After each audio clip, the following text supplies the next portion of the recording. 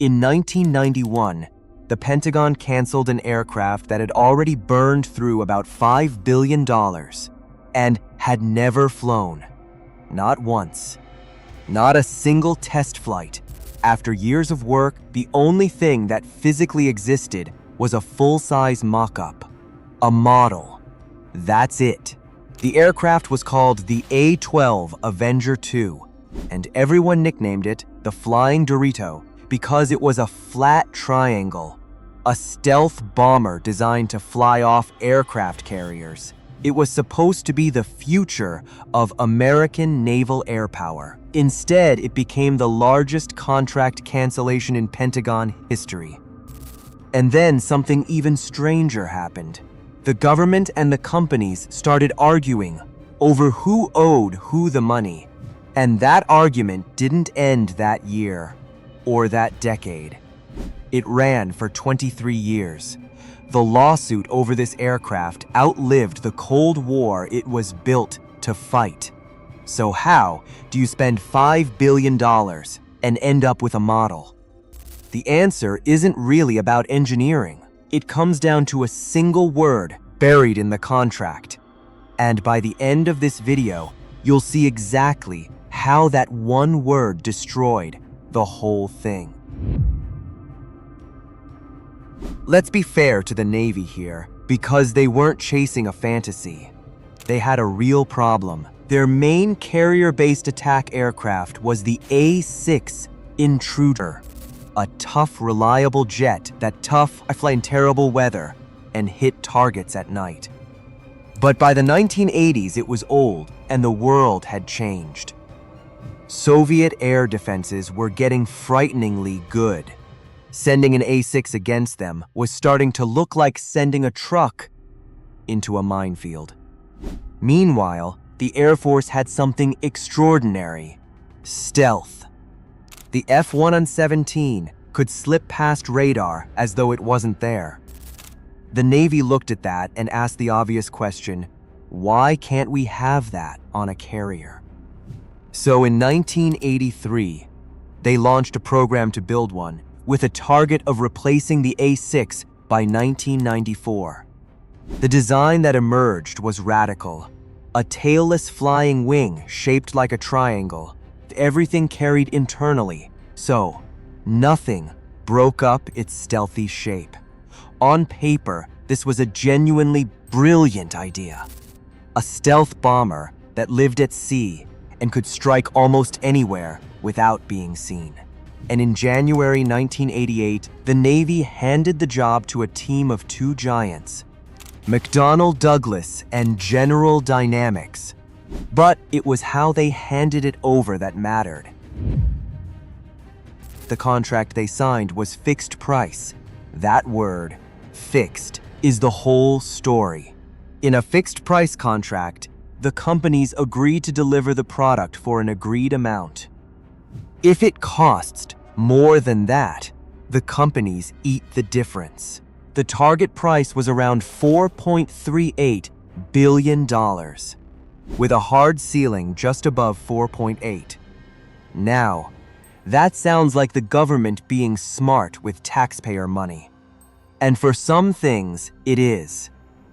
If you're buying 1,000 trucks, a fixed price is perfect. Everyone knows what a truck costs, but the A-12 wasn't a truck. Nobody on Earth had ever built a stealth aircraft that could land on a carrier deck. It was cutting edge, secret, and full of problems nobody had encountered yet. Here's a simple way to picture it. Imagine hiring a builder to construct a house for a fixed price. Except the house has to be made from a material that hasn't been invented yet. Neither of you knows what it costs because it doesn't exist. That's the deal the Navy signed. They put a fixed price on something nobody knew how to build. And everything that followed came out of that single decision, because the moment the surprises started, there was no room to absorb them. And the surprises came fast. First big one, was weight. A carrier aircraft has to be light. It gets thrown off the deck by a catapult and slammed back down onto a moving ship. Every extra kilogram is a problem, and the A-12 came out roughly 30% overweight, an enormous margin. Engineers stripped and redesigned, but weight on an aircraft is like weight on a person. Easy to gain, brutally hard to lose. Then there was the radar. The A-12 needed a radar sophisticated enough to find targets in bad weather while the aircraft stayed invisible. It turned out to be fiendishly difficult, and it fell badly behind. And on top of both problems sat a third one: secrecy. This was a black program, meaning very few people were allowed to know the details. That's good for keeping secrets from the Soviets. It's terrible for accountability because the number of people able to look at the program and shout, "This is going wrong," was tiny. So costs climbed and the schedule slipped, and by one estimate, the aircraft had become so expensive that within 3 years, it could have swallowed as much as 70% of the Navy's entire aircraft. One airplane program was on course to eat almost everything the Navy spent on aircraft, and it still hadn't flown. In November 1990, a government report laid out the problems in detail, and that report landed on a desk in the Pentagon belonging to a man who wasn't interested in excuses. Secretary Dick Cheney gave the Navy an ultimatum in December 1990.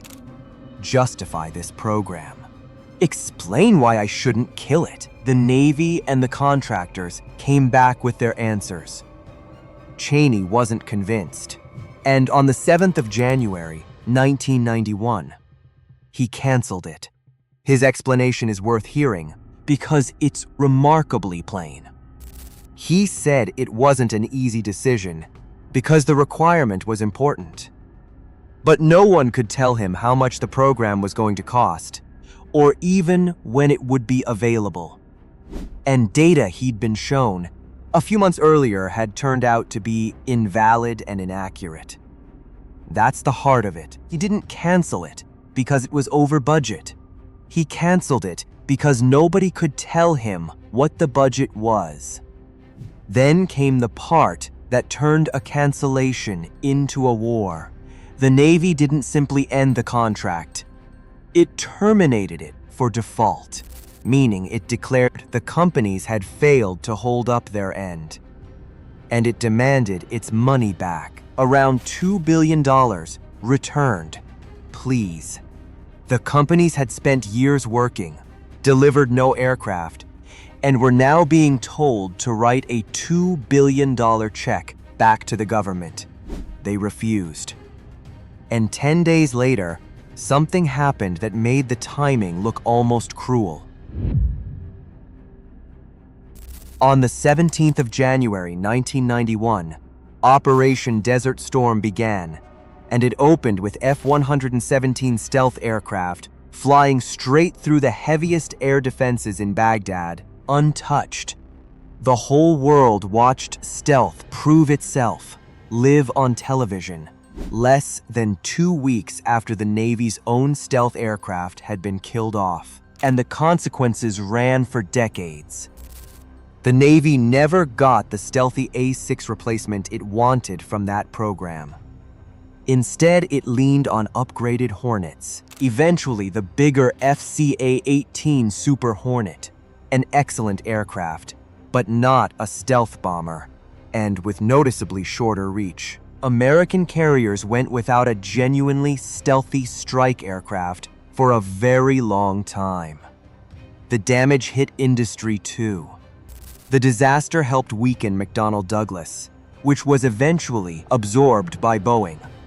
One canceled program reshaped what American aircraft carriers could do for the next 30 years.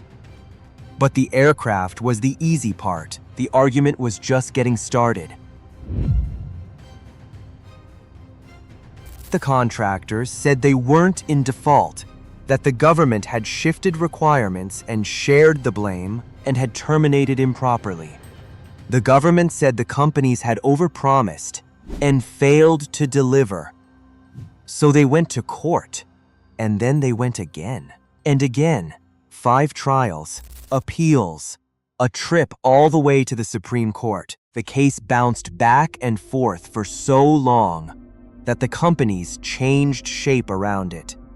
McDonnell Douglas became part of Boeing while the lawsuit was still running. It finally ended in January 2014, and the settlement is almost poetic. Rather than a giant pile of cash, Boeing handed the Navy 3 EA-18G Growler aircraft, and General Dynamics provided credits on a destroyer. A package valued at around $400 million. A program that produced no aircraft was finally settled by handing over aircraft. 23 years of lawyers to end up paying in planes. So that's the biggest contract cancellation in Pentagon history. $5 billion, 1 mock-up, 0 flights, and a lawsuit that lasted longer than most marriages. And here's the lesson. Because it isn't really about a triangle-shaped aeroplane.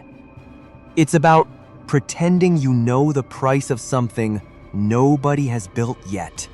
A fixed-price contract is a promise that the future holds no surprises. And on truly experimental technology, the future is nothing but surprises. When the surprises arrived, there was no flexibility left in the deal, so the only options became a bailout or a bonfire.